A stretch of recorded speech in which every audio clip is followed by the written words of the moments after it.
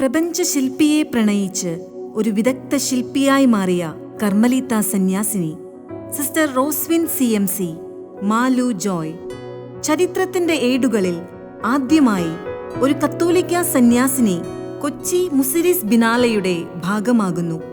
കത്തോലിക്ക സഭയ്ക്കും CMC സന്യാസിനി സമൂഹത്തിനും ഇത് അഭിമാന മുഹൂർത്തം.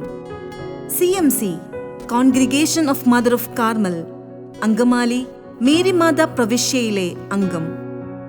ചിത്രകലയുടെയും ശില്പകലയുടെയും മാസ്മരികതയിലൂടെ പ്രചോദനത്തിന്റെ ഉൾക്കാഴ്ചയുടെ പുത്തൻ ലോകത്തിലേക്ക് മിഴി തുറക്കാൻ ദൈവത്തിന്റെ കയ്യൊപ്പ് ലഭിച്ചവൾ.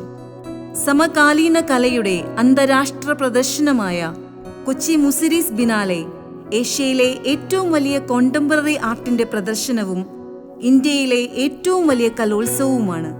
2 വർഷത്തിലൊരിക്കൽ നടക്കുന്ന ഈ കലാപ്രദർശനം ഈ വരുന്ന ഡിസംബർ 12-നാണ് തുടക്കം കുറിക്കുന്നത്.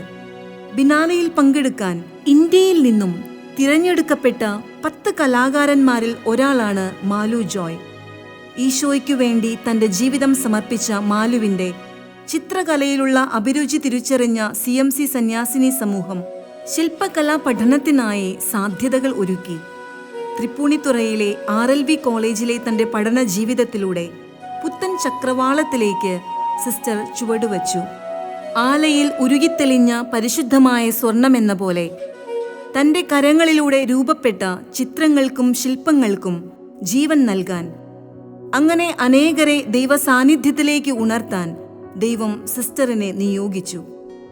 വളർച്ചയുടെ വാതായനങ്ങൾ ഇനിയും സിസ്റ്ററിനു മുൻപിൽ തുറക്കപ്പെടട്ടെ. പിന്നിട്ട വഴികളിലെ അധ്വാനങ്ങൾ ഏറെയാണ്.